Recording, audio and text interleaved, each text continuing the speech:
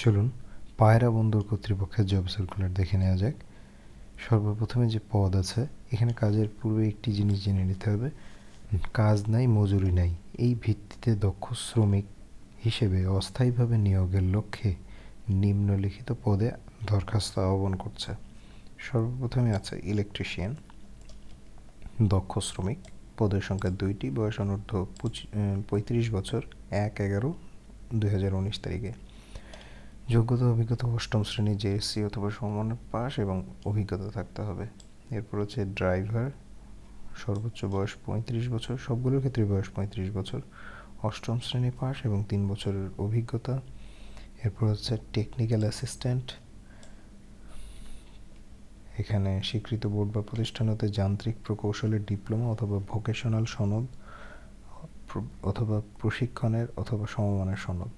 এরপর হচ্ছে প্লাম্বার, অষ্টম শ্রেণী JSC পাস এবং অভিজ্ঞতা থাকতে হবে। সর্বশেষ আছে লিফটম্যান, এখানে JSC পাস এবং অভিজ্ঞতা থাকতে হবে।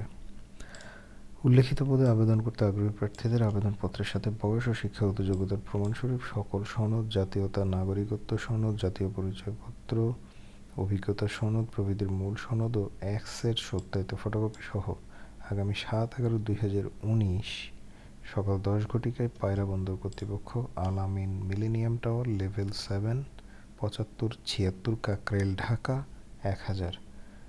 মৌখিক পরীক্ষায় ওয়াক ইন ইন্টারভিউ উপস্থিত হওয়ার জন্য অনুরোধ করা হলো।